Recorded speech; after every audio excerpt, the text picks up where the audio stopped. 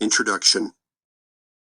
There really are places in the heart you don't even know exist until you love a child. Anne Lamott. When we were newlyweds, my wife Lisa and I knew we wanted 3 or 4 kids. We planned to have kids every 2 years and see how we felt after each one. Our first son, Sam, was born in 1999 in Berkeley, California, and by early 2001, a family routine was settling in. We understood what it meant to be parents. Sleepless nights were routine. Our personal hobbies took a back seat. Dates and romance became rare events. Despite the chaos, it felt like the right time to expand the family. Jameson took longer than expected. When he finally arrived in August 2002, a little more than 33 months younger than his big brother and almost a year behind schedule, I was overjoyed. 2 boys? My sons would always have each other. A lifetime of wrestling matches, shared sports, and being dudes together was imminent. Couldn't wait to watch and share in the fun. It was a euphoric time. But on the night following Jameson's 2-month well baby visit, during which he received 6 separate vaccines, his health deteriorated rapidly and never rebounded. He developed eczema all over his body. He didn't sleep for more than 20 minutes at a time. After a few sleepless nights, I had to move out of the master bedroom and sleep with Sam so I could make it up for work the next day. Lisa endured the crazy nights alone, waking with Jameson every time, trying to feed him back to sleep. As time went on, Jameson developed dark circles under his eyes. His stomach became distended, and he was really skinny, almost emaciated. He sweated like crazy at night. The eczema persisted. He was constantly leaning on furniture. We later learned he was trying to ease the pain he was feeling in his gut, and he had frequent ear infections. He was always on antibiotics. Our life and our family began to collapse. By late 2003, as Jameson's health continued to decline, I would call home from business trips to brutal reports from Lisa about Jameson's health. After one trip, I returned home to California to a Post-it note on the kitchen counter from Lisa. Went to Portland. Sorry. She had fled home to Oregon with the kids to be with her parents. I remember the moment when our nanny said something. She was nervous. She was only 21 years old, a college junior. I'm worried about Jameson, she told me. He's not playing with things the way he used to. I disregarded this comment from the person who had spent hours a day with my son, not yet ready to face the fact that something was terribly wrong. A few months into 2004, our family bottomed out. Now 18 months old, Jameson was sick, needy, never sleeping, and his behavior was changing for the worse. He'd run along walls, back and forth, turning his eyes to the side.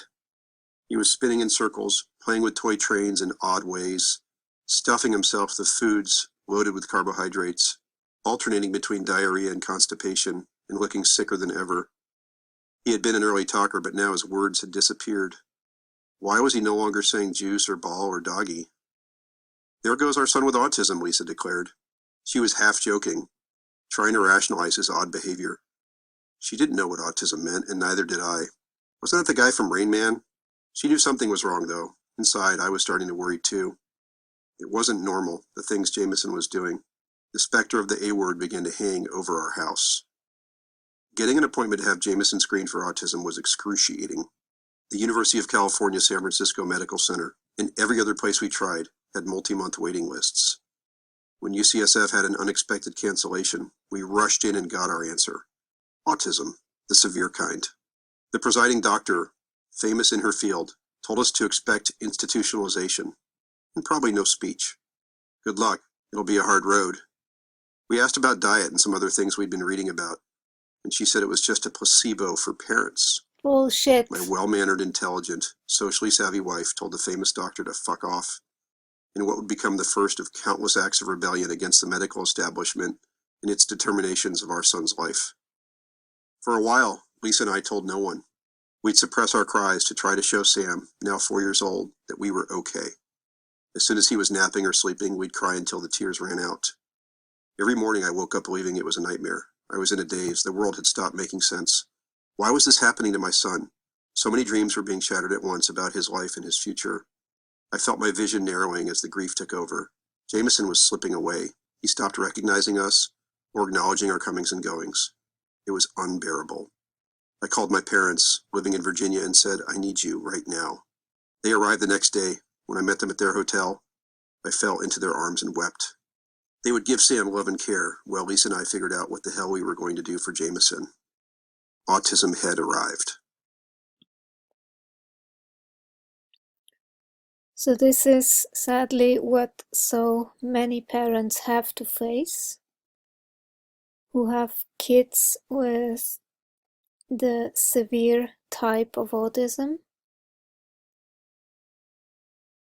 And unfortunately, this is never mentioned in the other book, NeuroTribes, who basically says autism is great and it's a superpower, but they forget to mention this side of autism and what parents go through. So this is the book that is 180 degrees opposite. J.P.Handley is very opposed to NeuroTribes, and he mentions it several times. Lies about vaccines and autism. Chapter 1. There is no autism epidemic. The question is stark. Is autism an ancient and genetic variation that demands acceptance and celebration, or is it new and disabling, triggered by something in the environment that is damaging more children every day? Dan Olmsted and Mark Blaxell, co-authors of Denial. In 2015, Steven Silberman published NeuroTribes, The Legacy of Autism and the Future of Neurodiversity. Silberman, a former record producer, restaurant critic, and teaching assistant to the poet Allen Ginsberg, created a stir in the autism world and brought the tortured idea that autism has always been with us at exactly the same rate back into the public debate. He described a world in which autism is a naturally occurring form of cognitive difference akin to certain forms of genius. The geeks of Silicon Valley, Nikola Tesla, all blessed with autism. Whatever autism is, it is not a unique product of modern civilization. It is a strange gift from our deep past, passed down through millions of years of evolution, Mr. Silberman writes, attempting to erase an epidemic with the stroke of a pen. The term neurodiversity first appeared in the late 1990s, coined by sociologist Judy Singer. She likened acceptance of diverse ways of thinking to other social acceptance movements taking shape and hoped to do for neurologically different people what feminism and gay rights had done for their constituencies. On the surface, this appears to be a noble pursuit. What could possibly be wrong with advocating for acceptance? In Wired magazine, Mr. Silberman examined the social revolution he believed was taking shape, as advocates with autism and others who think differently are raising the rainbow banner of neurodiversity to encourage society to appreciate and celebrate cognitive differences while demanding reasonable accommodations in schools, housing, and the workplace. Mr. Silberman's message met the needs of the media's social agenda to make autism normal and resonated both in elite circles and with vaccine injury deniers. Featured in many prominent publications, Forbes, The Washington Post, The New York Times, The Economist, and The New Yorker, to name a few, Silberman won the Samuel Johnson Prize for Nonfiction in 2015. A glowing review in The Atlantic praised Mr. Silberman's book and noted that autism self-advocates make space for anyone who feels not quite normal. Mr. Silberman took it a step further, pitting the survival of our species on our ability to accept neurological diversity, explaining that the value of biological diversity is resilience, the ability to withstand shifting conditions and resist attacks from predators. In a world changing faster than ever, honoring and nurturing neurodiversity is civilization's best chance to thrive in an uncertain future. I'm approaching 50 years old, and as a child, I'd never seen or heard of even one peer with autism. Ask any teacher, doctor, nurse, or coach who's been working for 3 decades or more, and you'll always hear the same thing. Something new and very different is happening with children today. My teenage children know dozens of kids with autism, and schools are bursting at the seams with special education classes. When you look at a graph of the change in the rate of autism over time, it's breathtaking. When I first heard that there were researchers, spokespeople, and experts claiming that the growth in the number of kids with autism was all a big mirage, and that these children had always been here, I really couldn't take it seriously. A simple question refutes this narrative. Where are all the adults with autism? If Mr. Silberman's version of history is plausible, you'd need almost 3% of American adults to be exhibiting clear signs of autism. Let's do the quick math. 54% of the US population is over the age of 35. That's roughly 174 million people. If 1 in 36 of those adults had autism, that's 4.8 million American adults with autism.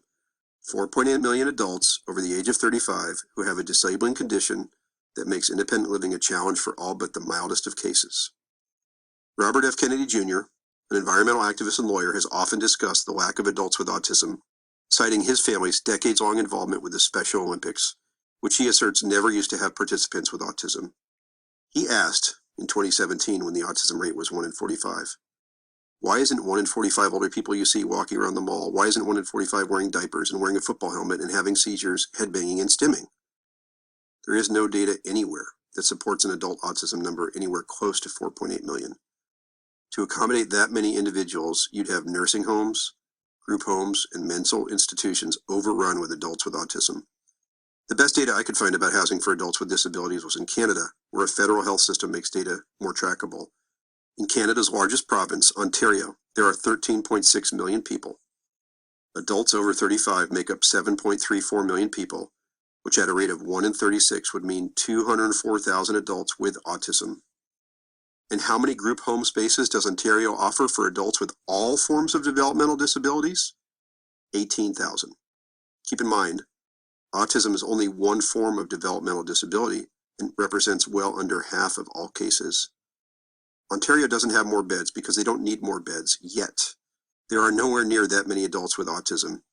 In fact, 42,000 adults are being serviced in Ontario for all disabilities.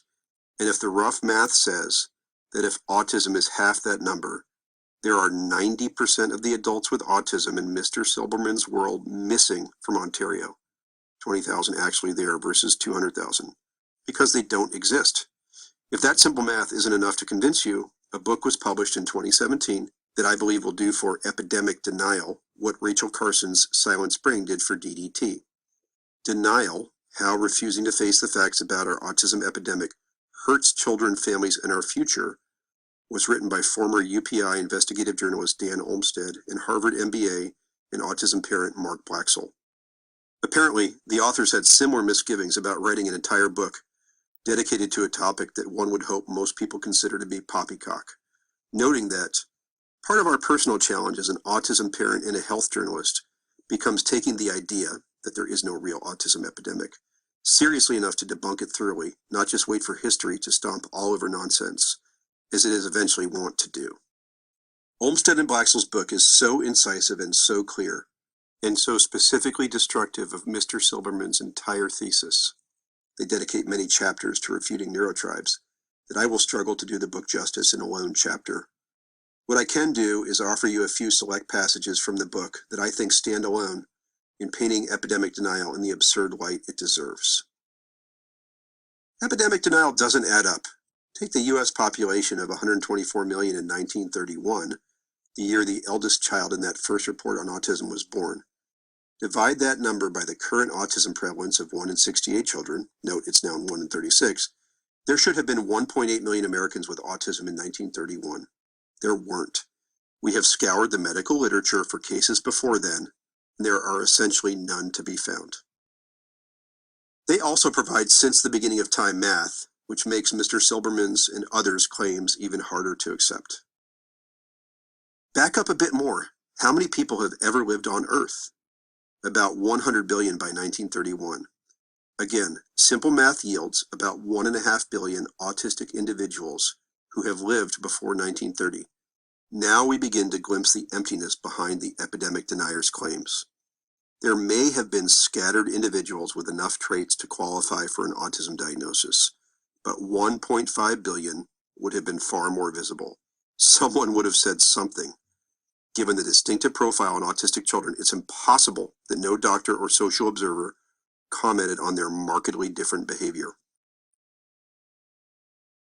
Romanticizing a devastating disability.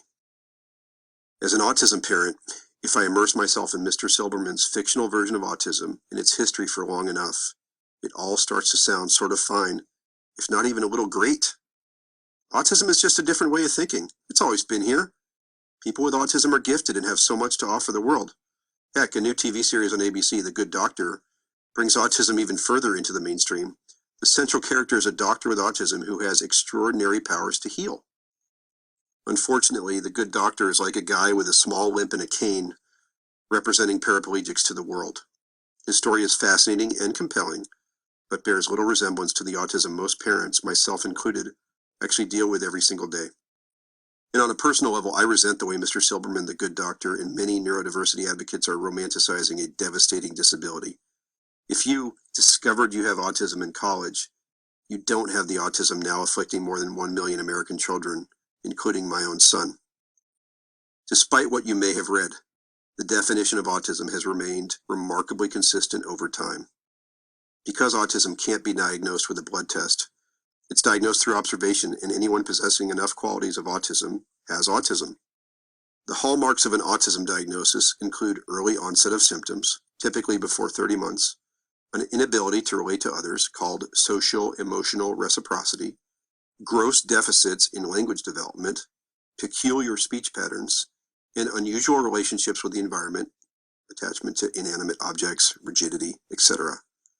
As Olmsted and Blaxell explain, most with an autism diagnosis will never be employed, pay taxes, fall in love, get married, have children, or be responsible for their health and welfare. In fact, upward of 50% of children with an autism diagnosis are unable to speak at all, according to the California Department of Education. A study in the Journal of Autism and Developmental Disorders showed that 28% of 8-year-old children with autism spectrum disorder exhibit self-injurious behavior. They physically hurt themselves. Maternal and Child Health Journal published a study showing that kids with autism are twice as likely to be obese. A study in pediatrics showed 35% of young adults with autism have never had a job or received any education after high school. The average cost to support an individual with autism over his or her lifetime? $2.4 million. If those figures aren't bad enough, a study published in the journal Research in Developmental Disabilities showed that children with autism are also considerably sicker than their non-autism peers. Asthma, skin allergies, food allergies, ear infections, severe headaches, and diarrhea or colitis are all far more likely to be present in a child with autism. In fact, the gastrointestinal problems of children with autism were so much worse than any other group that the study authors thought it deserved special attention, noting, what NeuroTribes describes as autism is really a completely different form of autism than what is described in the autism epidemic. people with developmental disabilities are 7 times more likely to be sexually assaulted, and that the assaults typically happen in places where they are supposed to be protected and safe. A nightmare scenario for every autism parent. The same happy world Mr. Silberman depicts, not on your life or theirs. So Tom did a good review of this book. Autism is a very complex condition, and there is the saying that if you met one autistic, you met one autistic. But I think heavy metal toxicity definitely plays a huge role. Now, circling back to the autism subject, I know it's very controversial and people get overheated about it, but I want to recommend this book, How to End the Autism Epidemic by J.P.Handley. Dr. Lynn Milkey greeted us in the waiting room of her office. She looked with concern at Jameson. He was doubled over on a small ottoman in the waiting room, applying pressure to his gut, as he often did. Poor baby, she exclaimed. His belly must really be hurting him.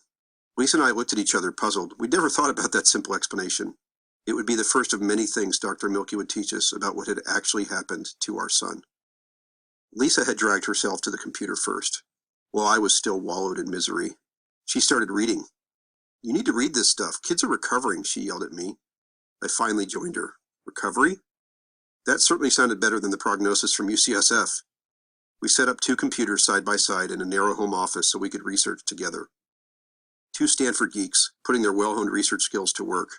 There we sat, late into the night or into the morning, rubbing elbows and comparing notes for weeks on end. The things we learned challenged all of our beliefs. We learned there were 2 camps in the autism world. In the first camp, autism was a genetic condition, sort of like Down syndrome. If you had autism, you always would. Parents would be well served to accept their child's fate and maximize the joy in life that they could. The second camp was the opposite. Autism was an environmental illness, mostly, but not only, caused by a recent massive uptick in the number of vaccines given to kids. Autism was essentially a label for a set of symptoms that included many other comorbid conditions, such as allergies, gut distress, poor sleep, and malnutrition. If you treated many of these physical symptoms, some or all of the things we call autism could disappear. Recovery from autism was very possible in this world, and there were doctors claiming that they were doing just that, recovering children with autism.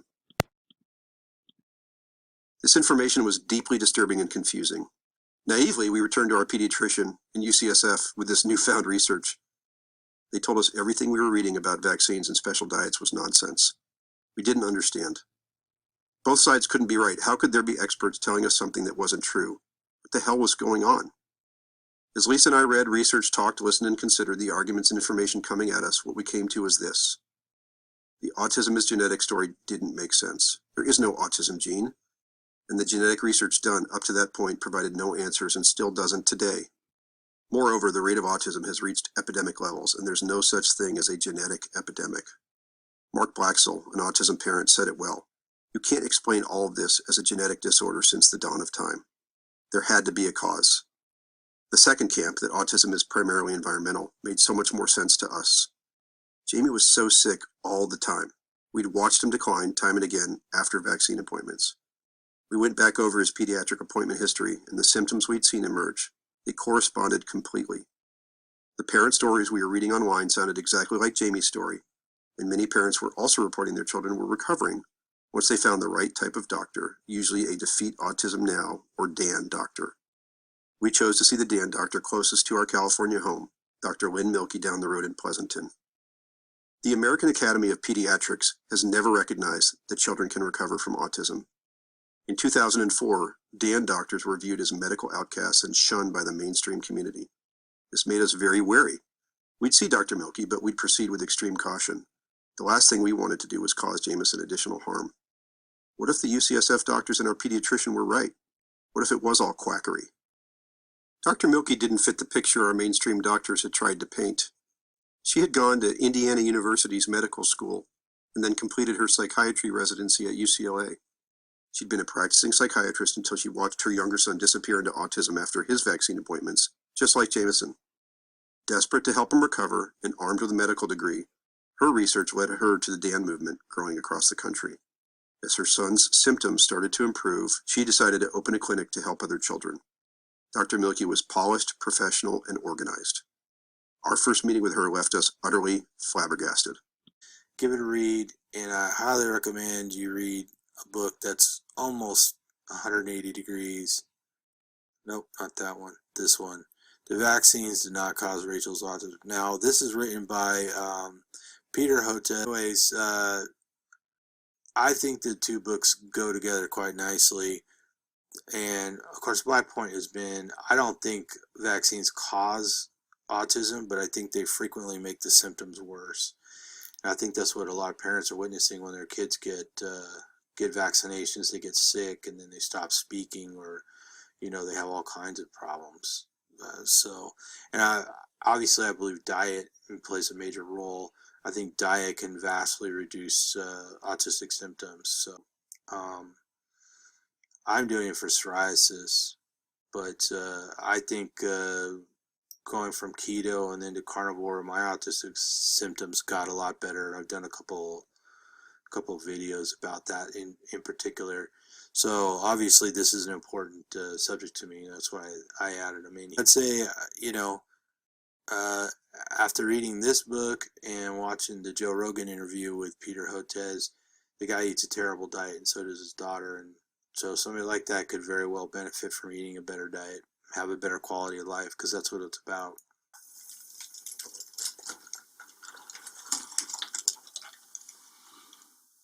And we're live. How are you, sir? How are you? Good to see you again. I'm thrilled to be here. Thanks for doing this, man. Thanks for having me. I should tell people before we get started, I did not know when I asked you to come back on that you were heavily involved in this whole vaccine debate. When I wanted to have you on, We call them tropical diseases, but they really are diseases of poverty. The vaccine issue, the advocacy issue around vaccines and autism is kind of a new thing that I got drawn into just because I'm a parent of an adult daughter with autism and I make vaccines, so it was a natural that I'd get drawn into it. yeah, so when I said that you were going to come on, then I got inundated by people that are, the vaccine thing is such a polarizing issue. Yeah, it's awful. And so many people seem to think they absolutely know what causes what, especially when it comes to something like autism, which is it's a huge issue in this country. It's a huge issue around the world, and it didn't used to seem to be. The question is, was that because it was undiagnosed? Was that because it's more prevalent today? What do you think? What is your take on Well, this? I don't think we really know. One thing's for sure, we're diagnosing people with autism who we diagnosed as something else in the past, whether it was, really horrible diagnoses. We'd use pejorative terms like mental retardation. So we don't know. We don't. Well, one thing's clear, the number of diagnoses is going up, but part of that is because what we used to call pejorative things like mental retardation now get thrown into the autism category. The other thing now... They do? Absolutely. How so? Well, now we call it as part of the autism spectrum. We also, because autism often has a lot of associated intellectual disabilities, not always, but sometimes. The other is that... Can I pause there Yep, for a second? sure. Is that based on aptitude tests? Like, how do they decide? How do they Is it- decide what's autism? Yes, They have a list of diagnostic categories. but it's not based. It's not like you could test someone if they test positive for a disease. That's right. That's right. Well, although one of the interesting side pieces to this is, there's a group of people out there who self-identify themselves as the autistics, and they get very resentful or hurt when they're called a disease or a disorder, because they say, well, we're not an epidemic, we're a person, and it's part of this whole neurodiversity movement, which is quite interesting. Neurodiversity movement. Right, they say they're neurodiverse, that they, maybe think differently from others and they respond differently than others, but they're not, quote, abnormal, and I think they have a good argument. I heard a crazy argument once with someone that was. So the point is that it's, the impairment, like Rachel, my daughter, it's not so much her autism that thwarts her, ability to have partners or to have a meaningful career. It's the fact that she has in her case, profound intellectual disability that goes along with it. I forget what I was going to say. So when they say that people have there's a spectrum, right? And some people who are autistic have incredible abilities. That's right. They have incredible mathematical abilities, musical abilities, language abilities. And then some people do not, and some people have legitimate issues. Yeah, with Rachel's case, my daughter, she has a pretty good verbal IQ, 80, 90, but she has a very low performance IQ in 40. She can't do simple math. She can't count money. Fortunately, Goodwill Industries came to her rescue and our rescue, and now she works there 2 hours a day sorting clothes, and that's been really meaningful for her to get a paycheck. And that's great. even if it's minimum wage, Right, yeah. just to do something and feel. Right. Yeah, and feel part of the mix. Yeah, that's huge. That's huge for everyone, right? Absolutely. Yeah. Absolutely. But so there's no, it's not like you could test positive for syphilis or you can test positive for the flu. Right. Although now, as I say, so that's why I don't like using those terms, because it puts people on the autism spectrum as though they have a disease or a disorder, which I don't like to do. But it is a disorder, no? Well, now we know there are 99 genes that are linked to autism. But why is it a bad thing to say that you have a disorder if it's just a disorder? People have disorders. It's a fact. A lot of the individuals in that that self-identify themselves as the autistics don't like to think of themselves as a disorder. They like to think of themselves as different. It's different, but not necessarily as a disorder. Right, but that doesn't help us when we're trying to discuss it, does it? Yeah, it gets it's hard. It gets hard to talk about. Well, and also they're trying to stop you from talking about it in a certain fashion, which is actually accurate, right? When they have an issue, there is an issue. To say there's no issue is kind of ridiculous. I mean, there's a reason why so many people are so concerned about autism and vaccines and just autism in general, whether it's an environmental pollution factors or what whatever. they like to do is they like to make the distinction between autism, that neurodiversity thing, and actually having intellectual disabilities that go along with it. Okay. And maybe it's a bit of semantics also, but they feel strongly about it. Right. Now, if we don't know what causes autism... Well, we do. We do. Well, we're getting there very closely. So there was a very important paper produced by, written by a group at the Broad Institute, Harvard, MIT, which is one of the premier genomics organizations in the country. And they've now identified 99 genes. It's a huge team of scientists, not only at the Broad, including scientists at Baylor College of Medicine. 99 genes involved in autism, all involved in early fetal development, early brain development in the first and second trimester of pregnancy. So now we're starting to really get our arms around what autism is. And that's one of the things I talk about in the book. I mean, we have learned so much in the last couple of years about autism, how it begins early fetal development, well before kids ever see vaccines. And that's one of the reasons I say vaccines did not cause Rachel's autism. Vaccines don't cause autism because autism is already underway in early brain development. Is it possible that some people have this tendency towards autism and it's exacerbated by vaccines? I don't think so. I think what happens is the sequence of events happens during pregnancy, but the full clinical expression of autism often doesn't happen till 18 or 19 months of age. Like Rachel, for instance, wasn't actually diagnosed till 19 months of age. And there's some fabulous studies now showing that clinical expression of autism actually coincides with a big increase in the volume of the brain. You can actually show on serial magnetic resonance imaging, serial MRI, how the brain volume starts to increase. And that's very important because parents will often remember, oh, my kid got vaccinated around 18 months of age or 15 months of age, and want to link the two. But now you can go back to 6 months of age, and this is studies done at the University of North Carolina, Chapel Hill, showing so that you can do an MRI at 6 months of age, and they can predict now, they say with 90% accuracy, which of the kids will go on to develop autism. And then you could take it. What are they seeing? What are they seeing? They can see. You have to go. We can go into detail in the paper, but they can see certain things on signatures on MRI that tell them that this kid is going to go on to develop autism. Okay, so in fact, there is a way to test positive for autism then with this serial MRI. That's what they think, right? That's what they think. And now we have the 99 genes, so we can even take it back further by doing what's called whole exome sequencing all the DNA, all the expressed DNA of an individual. And in Rachel's case, we did that, and we actually found a mutation in a gene controlling neuronal connections, which makes a lot of sense if you think about what autism is. Yeah, of course.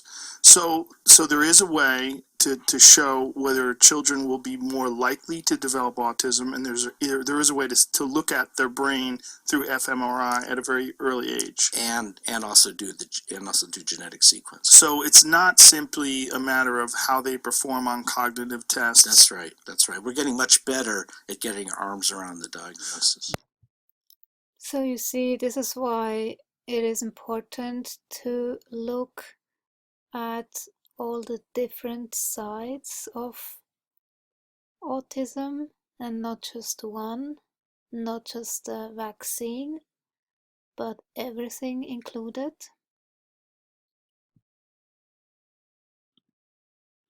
Do you think there's so many people that have these anecdotal stories of their child getting vaccinated, especially large doses of vaccines when they hit them with like 10 in a row, and then all of a sudden, or measles, mumps, and rubella is the one that gets repeated over and over again.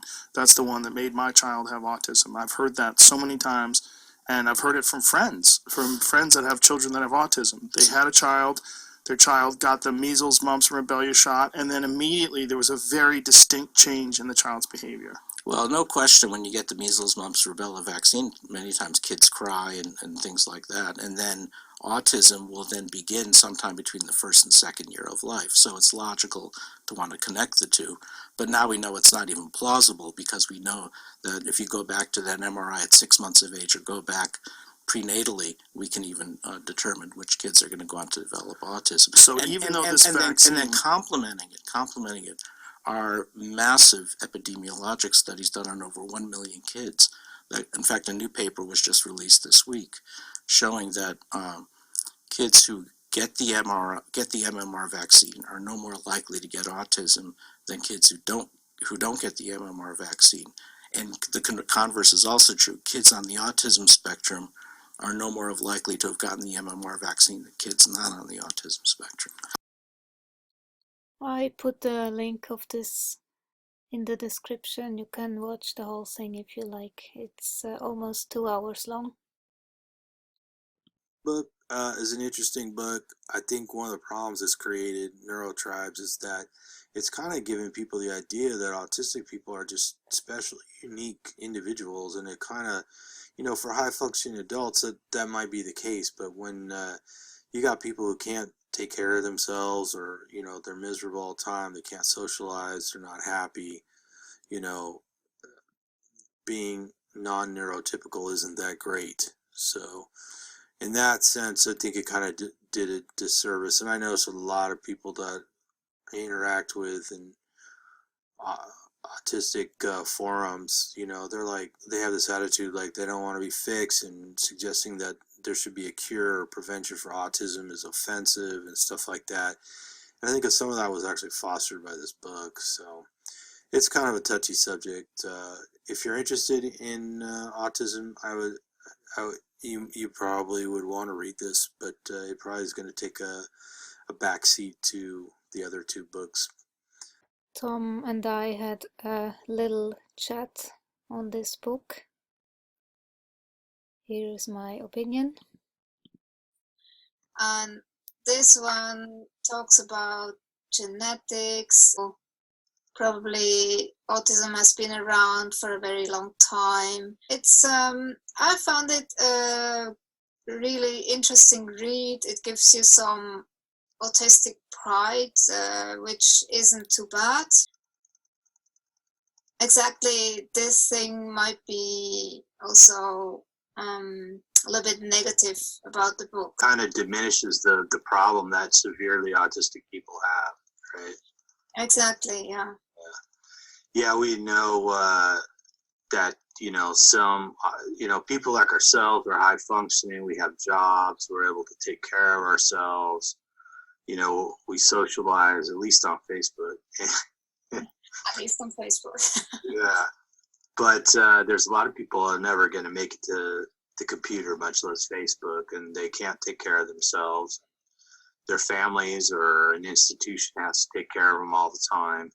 You know, they're never going to have relationships, or they're never even going to turn on the TV for themselves, you know, much less make themselves something to eat. So those people are kind of excluded from the glory of that thing that people call autism or Asperger's even, right? Exactly. It's a bit of a difficult topic maybe, but I have seen this in some autistic group, the tendency of that autistic pride and then wanting to optimize autism in any way, like that tendency to block out everything from the right food, which I find extremely important. So because even high functioning people have still issues, depression, anxiety, meltdowns, all that stuff. And you can do a lot of optimizing with the right food, the right diet. So I've noticed the same thing. People get offended when you talk about curing autism, And then there's a whole level where how dare you suggest diet has anything to do with autism? Because they're convinced it's caused by a vaccine or mercury or thimerosal or genetics or whatever. They're convinced that's the cause. Nothing else has anything to do with it. So you say, well, maybe if you change your diet, because, you know, like you and I have noticed, so almost everybody with autism seems to have some sort of digestive issue. If you get on the right diet, you don't have digestive issues. You feel better. You feel better. Yeah, I know myself. I suffered from anxiety for a long time. I had no idea I even had anxiety until it started going away. You know, that's no way to live. You know, and of course, a lot of people have depression, and a lot of people they go on like a carnivore or even just a low carb diet, and their depression starts getting a lot better. Mm.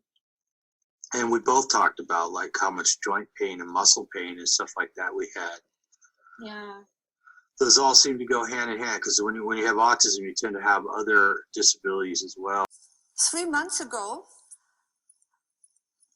the Canadian government purchased 50.4 million doses of the H1N1 vaccine. And 3 weeks ago, Health Canada approved the vaccines. And 2 weeks ago, the mass vaccination program has started. And the pressure to get vaccinated is mounting. And the Canadian Health Minister keeps telling us that every Canadian who wants it can count on having access to a safe and effective H1N1 vaccine. But are the vaccines safe? Are they effective? Do we want them? Do we need them? Is the H1N1 virus really the threat that we are made to believe it is? And the most important question is if vaccines are in fact at all justified. We need to be educated. And we need to be educated way beyond of what the information we get from the media and from mainstream science. With the question, what are infectious diseases? Well, based on the standard medical theory, infectious diseases are caused by pathogenic, that is disease-causing microorganism. But the theory that microbes cause diseases is one of the most protected medical doctrines of modern medicine.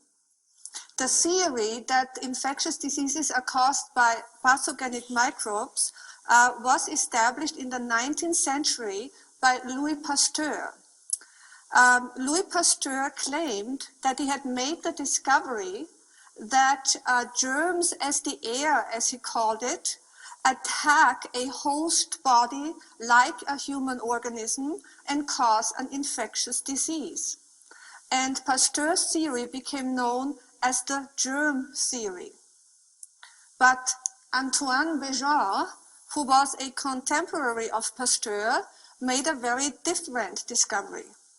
According to Béjart, microbes do not invade the organism, but microbes are a part of the inner milieu of our organism.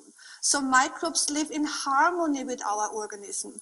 They live in symbiosis with our organism, and they, as Béjart says, they assist the metabolic process of the body.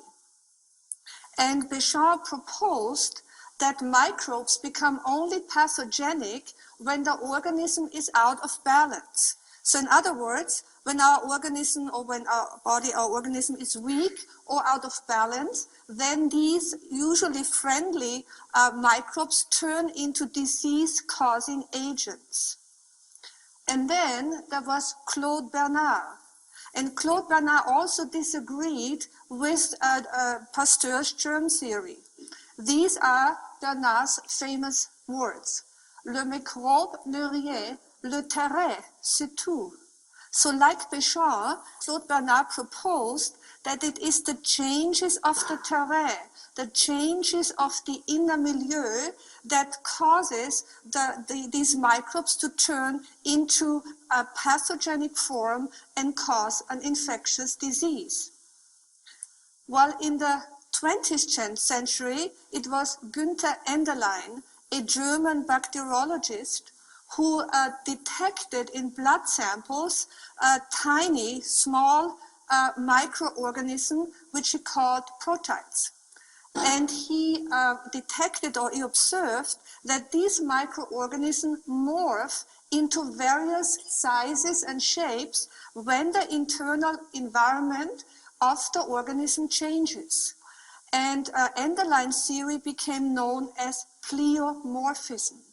And what is worth noting is, or mentioning is, that as far as Enderlein is concerned, that these microorganisms, these small microorganisms, are actually necessary for rebalancing the organism. So it's basically Günther Enderlein's theory is based on Béchamp.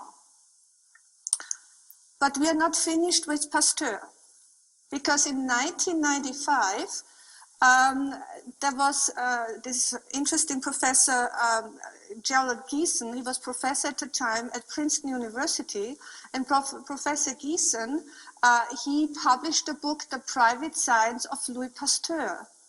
And based on Pasteur's lab notes, Gerald Geeson discovered that Pasteur had in fact published fraudulent data.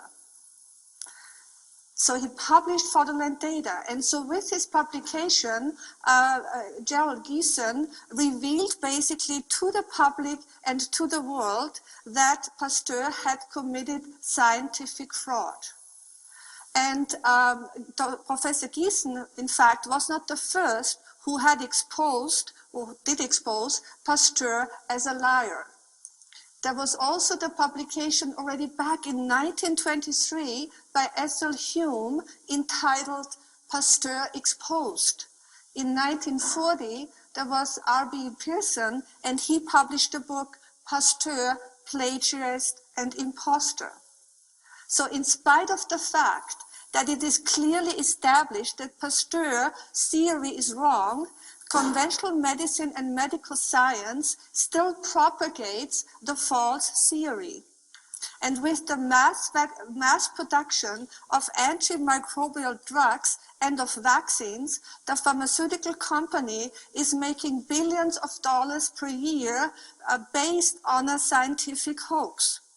And all this in collaboration with the FDA, with the United Nations, with the World Health Organization, with governments all around the globe, basically, and with the media.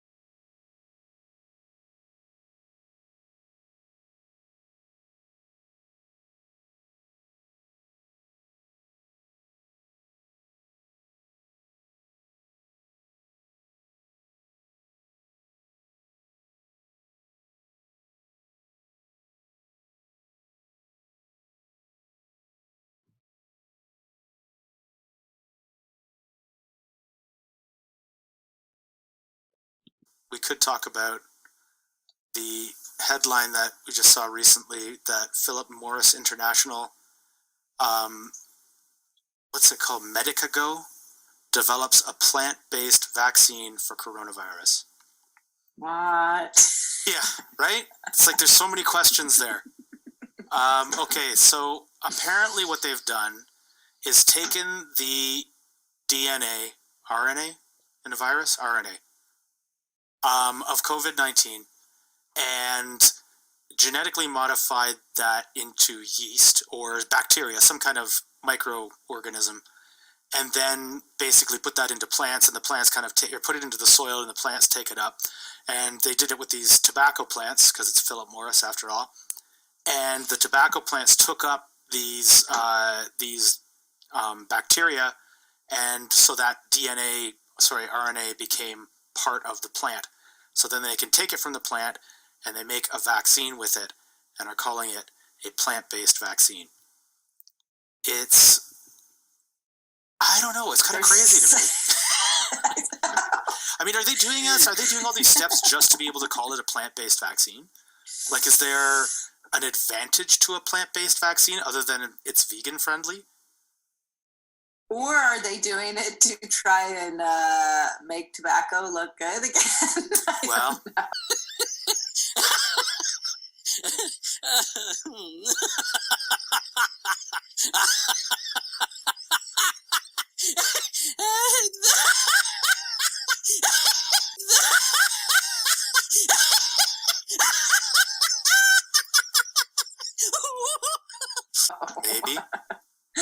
maybe. I don't know. It just brings up more questions than it gives answers. It's like, they've already been, like, I've seen a bunch of articles about them, rushing a vaccine and all this kind of stuff. And then Philip Morris just comes along and goes, oh yeah, we made one. And it's made out of plants. It says in an article that using plants and genetically engineered agrobacteria works faster than eggs. So maybe works faster. Yeah. Okay. Well, maybe that answers some of the question as to why.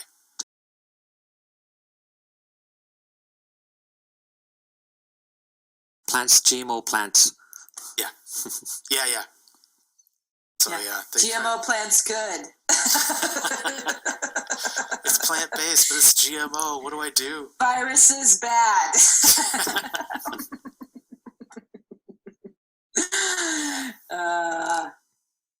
Well, it's hard to not make fun of some things. So we apologize if our humor is inappropriately placed at this time. Well, yeah, you guys can go watch our show that we did on the coronavirus if you have any questions. If we've offended you, sorry. We're just trying to keep up with the headlines. Yeah. It's a lot flying around out there. So another headline that's kind of interesting that, again, when these types of topics come up and they inundate everything, it's like these little kind of important tidbits of information kind of seep through the cracks and go completely unnoticed.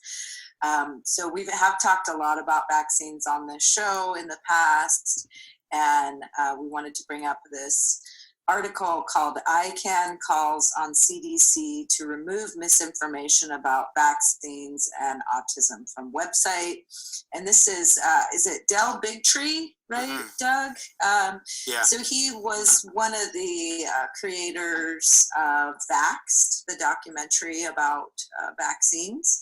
And he has been diligently working in this area. And so ICANN is actually the Informed Consent Action Network. And they submitted a Freedom of Information request to the CDC to provide all the studies supporting the claim that vaccines do not cause autism. Specifically, ICANN asked the CDC to produce all the studies that demonstrated that the vaccines given in the first 6 months of life did not cause autism. And basically, the CDC failed to produce a single study after months of follow-up requests. And so ICANN sued the CDC in federal court, and they finally produced the studies, all 20 of them. And so he kind of goes through, what they were looking for. But basically, it sounds like not one of the studies that the CDC provided actually addressed ICANN's questions. No. And Yeah. Boy, it's just like, 'Cause- again, I'm kind of flabbergasted by it. They just gave a bunch of studies on different topics. Like they gave 13 on thimerosal. They gave one on the MMR vaccine. But as you said, it was completely off topic. It's almost like what they've done is they've been sued, so they don't really have a choice. So they've just randomly picked a bunch of studies, just giving it, just to say that they, to put it down on paper that they complied. That's what it seems like. Yeah, because basically what they asked for specifically were the vaccines that are given in the first 6 months of life, I think, or of infancy, and that included the DTaP, HIB, Hep B, Prevnar, and the polio vaccine. And they gave them, like the CDC gave them ones about thimerosal, and those vaccines don't contain thimerosal.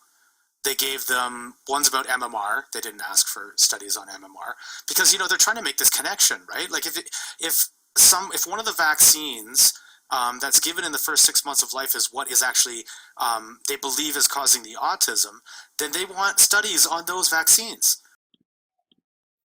Unlike the pediatricians and UCSF diagnosticians who had dismissed our questions about the vaccine autism rumors and special diets that we were gathering during our research, Dr. Milky quickly confirmed them. Yes, it's the vaccines. For most of the kids, that's what pushes them over the edge, she told us matter-of-factly.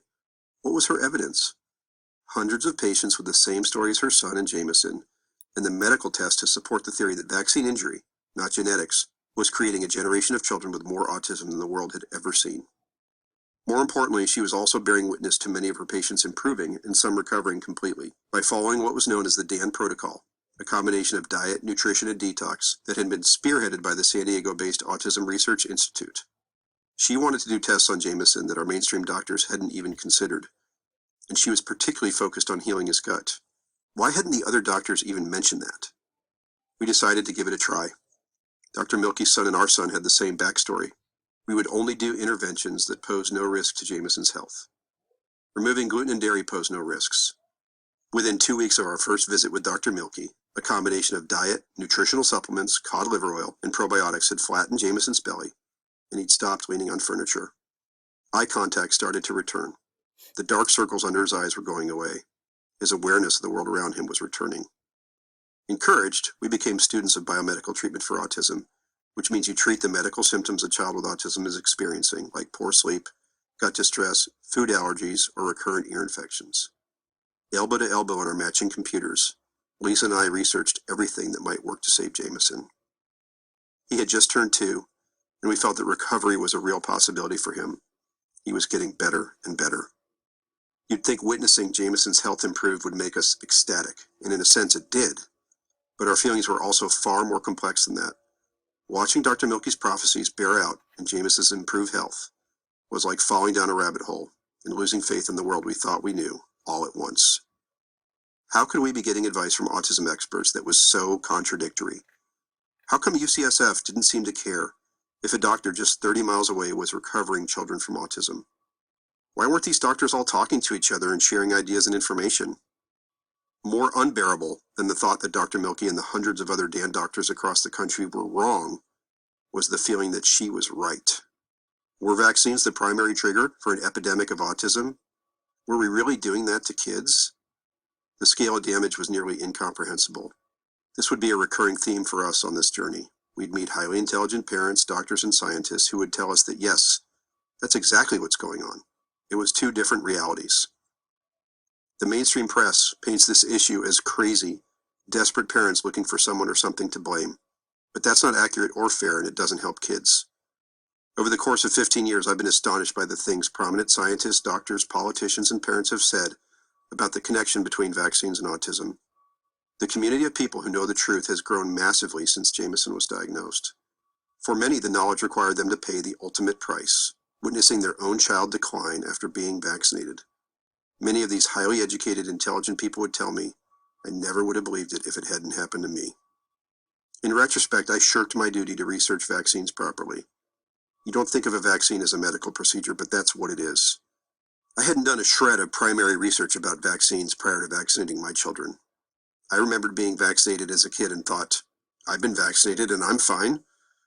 I trusted the authorities who all seemed to be saying that vaccines were safe and effective. I had no idea that in 1986, vaccine makers were given blanket indemnity from liability by the U.S. Congress. I didn't know the vaccine schedule in the United States had tripled since the mid-1980s, or that the U.S. government had paid out $3.6 billion for vaccine injuries, or that other developed countries gave many fewer vaccines and had much less autism.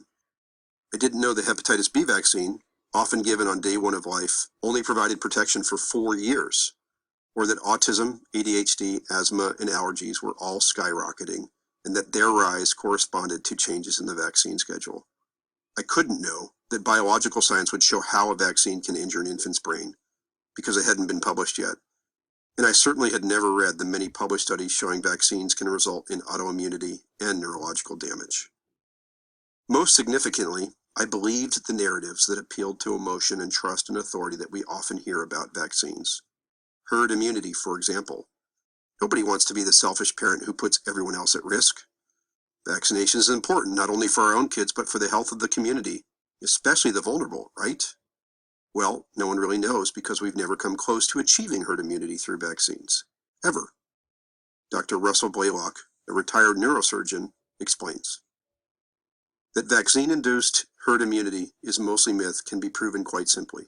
When I was in medical school, we were taught that all of the childhood vaccines lasted a lifetime. This thinking existed for over 70 years.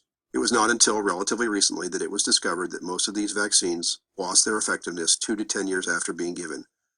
What this means is that at least half the population, that is the baby boomers, have had no vaccine-induced immunity against any of these diseases for which they had been vaccinated very early in life. In essence, at least 50% or more of the population was unprotected for decades. Today, the science is clear that all vaccines wane in 4 to 10 years. With the adult population less than 50% up to date on vaccines, we're nowhere near herd immunity and never have been. Herd immunity is one of the many sophisticated PR strategies designed to compel parents into vaccinating their children through emotional manipulation. In the fall of 2004, I returned to work, but I was often holed up in my office researching autism, biomedical intervention, and vaccines. It felt like there was so much to learn. Jameson's future was in our hands, and we were racing against the clock. Managing my own anger was a challenge. The more I learned, the stronger I felt that greed, ignorance, and spineless bureaucrats had contributed to a situation that injured my son and put a normal life for him out of reach. When you learn what I learned, and when you step back and really think about the scale of destruction, and when you see that people in positions of authority know and yet refuse to act, it's hard to bear. Every time we'd see Jameson's health improve, it reminded us how avoidable this was, and that made us matter still. 8 months after Jameson's diagnosis, Lisa and I channeled our energy and anger to create an organization and a website called Generation Rescue. It allowed parents with newly diagnosed children to quickly get all the information they needed about biomedical intervention, connect with other parents, and find a doctor in their state. It had taken us weeks on the computer to find all this information. Why not make it easier for the next family by putting it all in one place? We launched in May 2005, and the organization has helped tens of thousands of families begin the journey to recovery. Today, the number of stories of recovery and improvement by families that found our website number in the thousands. A few years after we launched, Jenny McCarthy happened on Generation Rescue's website, used the guidance it provided, and fully recovered her own son. Out of gratitude, she found us and said she wanted to help, and she's been the leader ever since. Jenny and Executive Director Candace McDonald have spearheaded a rescue grant program so that families without the money to start biomedical treatment are now supported. They also run the annual Autism Education Summit, the leading conference to feature doctors and scientists discussing cutting-edge developments in biomedical research. Discussing vaccinations and autism isn't an explosive topic, it's thermonuclear. Both sides of the argument feel, with great passion, that the health and welfare of our children are at stake. Much of that passion is the product of several lies told repeatedly. These lies form a foundation for self-interested parties to deny, obscure, and misdirect the truth about what's happening to millions of children. They pit well-meaning parents against well-meaning parents. Remove the lies and you're left with a deeply disturbing explanation for why so many children have autism, seemingly out of the blue. Interestingly, the belief that vaccines can cause autism isn't the fringe topic many mainstream media articles make it out to be. In the 2016 election, of the 128 million people who voted for either Hillary Clinton or Donald Trump, 24.3% of them believe this statement is true. Vaccines have been shown to cause autism. And the CDC just gives them a bunch of random ones. It's just ridiculous. And then I think they gave 2 studies that actually were relevant. But the one, okay, so the first study, they're in their conclusion, they say, the evidence is inadequate to accept or reject a causal relationship between diphtheria toxoid, tetanus toxoid, or acellular pertussis containing vaccine and autism. Evidence is inadequate to accept or reject. Okay, thanks. And then the second of these 2 studies looked at the antigen of the vaccine loads, which is not what they asked for, because they are most people who are suspicious of vaccines. Essentially, it's not the it's not the antigen that they're concerned about, right? It's not the virus. It's the adjuvants. It's all the other crap that they're putting in there. That's the thing that they're concerned about.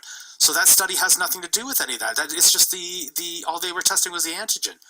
So it's and what they showed in that study was that there's no increase in autism associated with the increase in antigens. Right. Nothing to do, as you just said, nothing to do with the adjuvants. No one said it was the antigens which were causing, you know, the autism. We're concerned with aluminium and mercury and all of the other crap. Yeah. And all of them together at the same time. Yeah. The overload. It's not a conspiracy theory, as I hope this book will show you through sound logic, data, and scientific studies. That said, what you're about to hear may challenge many things you believe to be true. I know how that feels. I trusted my doctors. I listened to authorities. I struggled to accept that people would lie. Yes, I'm incredibly angry about what happened to my son and about the ridiculous number of children now affected by autism. But I'm not angry because I need someone to blame. I'm angry because after 15 years of immersing myself in the scientific literature, beating down the doors of the most knowledgeable doctors and scientists in the country, weighing every argument I encountered, and witnessing the experiences of so many families, including my own, essentially eating, breathing, and living autism, I know that autism is preventable and recoverable, but we'll never end this epidemic until we reckon with the lies and obfuscation that enable it. So the first step to ending the autism epidemic is to be honest about how it started, and expose the lies told, time and again, to distract and confuse the issue. We need to name names and hold people and institutions accountable.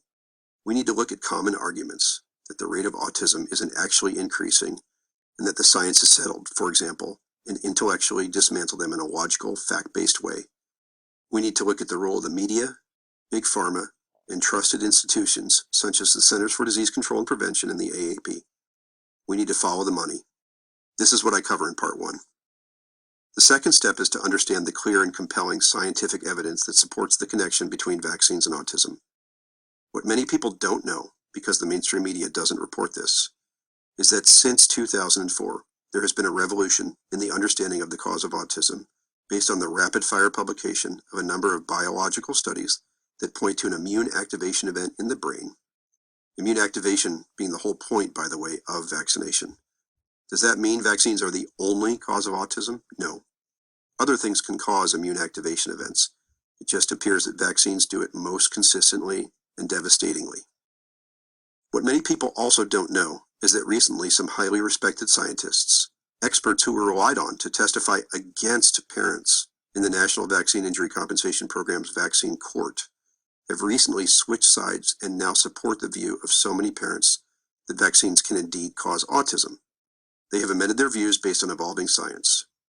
Their words carry tremendous weight, and I hope this book helps put their comments, many of which have never before seen the light of day, into proper context.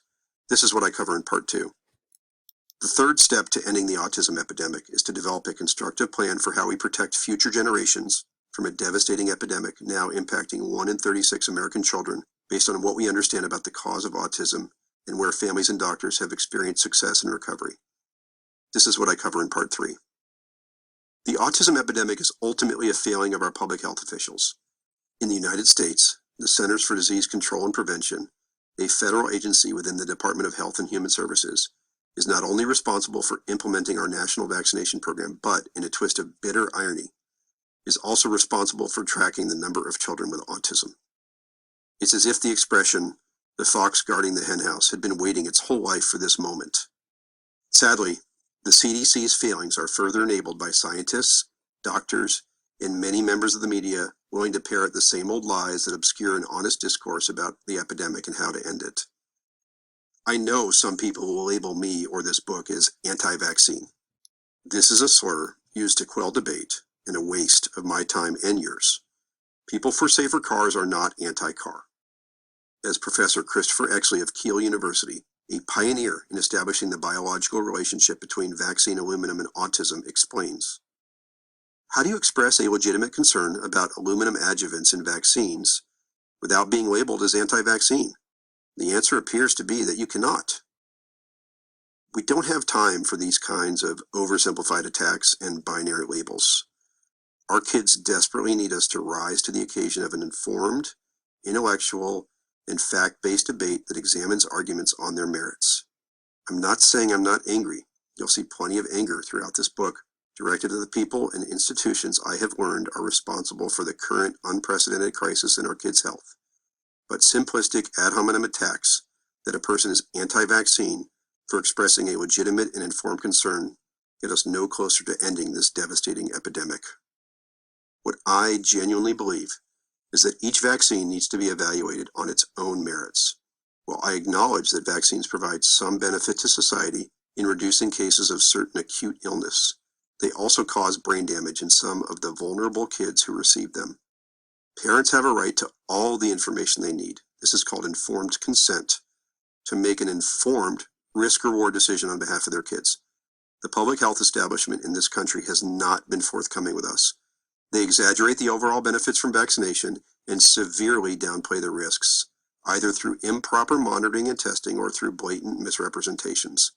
And while we have the capacity to do it, we don't systematically assess the children who are more vulnerable to vaccination before they receive any.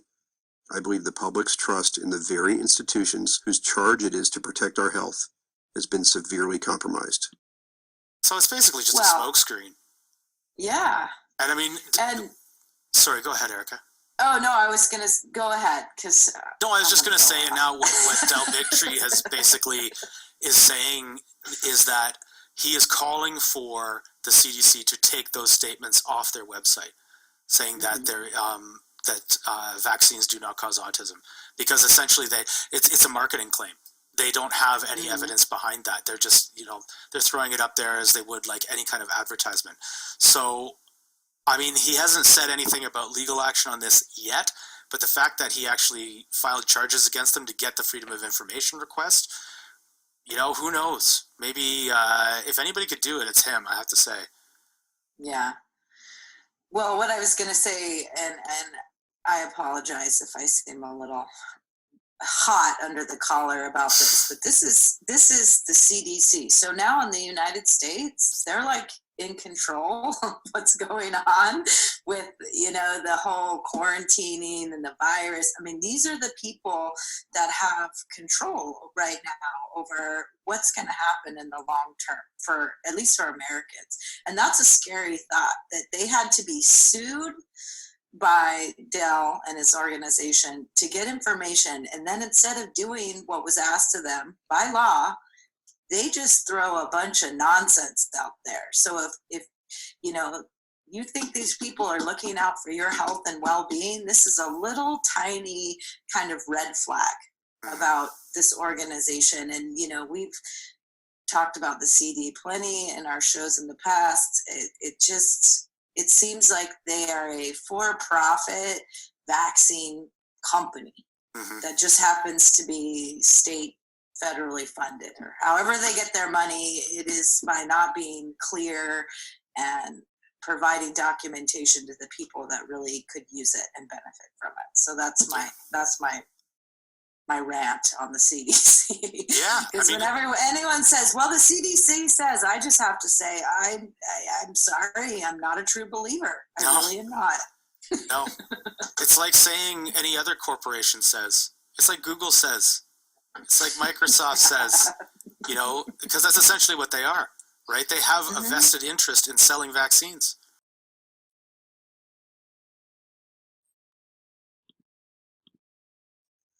If Mr. Silberman's view of the world were accurate, there should have been more than 18,000 children with autism found in Wisconsin.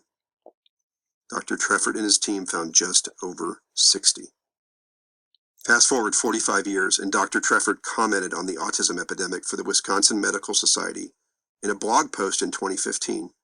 While he felt that some of the increase in autism might be due to widening criteria, he also made it clear that he is convinced there is an actual increase in the disorder, and in my view, part of the increase is actually due to some environmental factors, pollutants of various sorts that may contribute as well to a rise in other congenital abnormalities and premature births.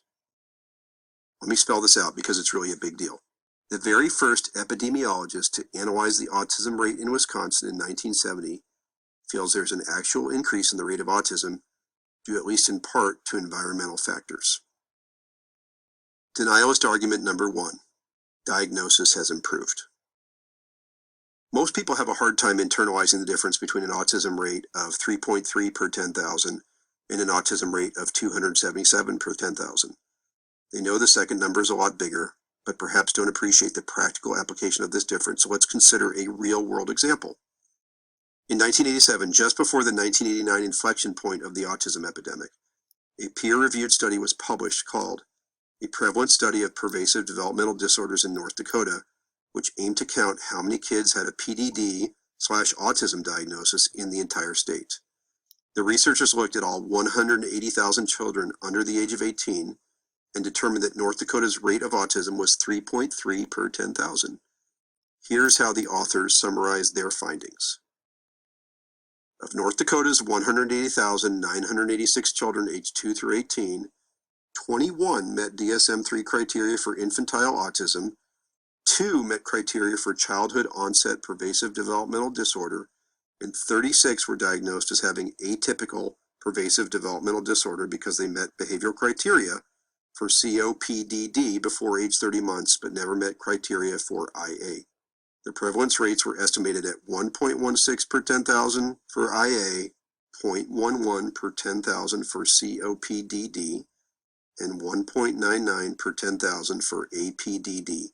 The combined rate for all PDD was 3.26 per 10,000 with a male-female ratio of 2.7 to 1. This was an exceptionally thorough study. The children with an autism diagnosis were assessed in person by a doctor. The data was published in a journal. It was peer-reviewed. It was replicable. They found 3.3 per 10,000 kids had autism. Could the researchers have been wrong? Was the real number actually very different? Maybe. Perhaps the real rate was as high as 5 per 10,000 or as low as 2 per 10,000, but ballpark we are talking about 3.3 out of 10,000 kids with autism, or roughly 1 in 3,300. We now know autism impacts 1 in 36. That's 83 times more kids than the North Dakota study found in 1987. But it's worse than that if you think about it a different way. In 1987, if you had 1 million kids, 330 would have autism. Today, if you have 1 million kids, 27,777 have autism. Let me say that again. In 1987, the rate of autism prevalence meant for every 1 million kids, 330 had autism. With today's numbers, about 83 times higher, you'd have almost 28,000 with autism. If you're to believe Mr. Silberman and other epidemic deniers, you have to believe that the research on autism prevalence done in 1987 was simply wrong. The researchers in North Dakota missed a ton of kids and wildly underreported the actual numbers of autism cases. How many kids did they miss? Well, if the North Dakota researchers found 3.3 kids per 10,000 when they should have found 277 per 10,000 kids with autism, they missed 98.8% of autism cases in North Dakota. That means in 1987, the pediatricians, psychologists, and all of the screeners, not to mention all the parents, in North Dakota were missing 98.8% of kids with autism and just letting them slip through the cracks. These kids, all 98.8% of them, were sitting right next to you in class, and you and their parents and doctors never knew it. It's an impossible world, but it's the one that Mr. Silberman, Dr. Offit, and others want us to believe in. Back to North Dakota for a second. The scientists and doctors who did that study in 1987, the one showing 3.3 kids per 10,000 with autism, they were damn serious about making sure they were accurate in their count. You see, they followed the same birth cohort, the almost 200,000 kids who made up their original study in 1987, for 12 years. They published a second study 13 years later in January of 2000 called A Prevalence Methodology for Mental Illness and Developmental Disorders in Rural and Frontier Settings. The authors concluded, the results of the prevalence study, the original study in 1987, were compared with the results of a 12-year ongoing surveillance of the cohort. The 12-year ongoing surveillance identified one case missed by the original prevalence study. Thus, the original prevalence study methodology identified 98% of the cases of autism, pervasive developmental disorder in the population. This methodology may also be useful for studies of other developmental disorders in rural and frontier settings. So these researchers went back 12 years later and checked their work. With a couple of 100,000 kids, they found they had undercounted their original estimate of prevalence of autism in North Dakota by exactly one child. One child! This study alone should silence anyone claiming better diagnosis. But there's more. So we see the author makes really a lot of sense, and his book is really thorough.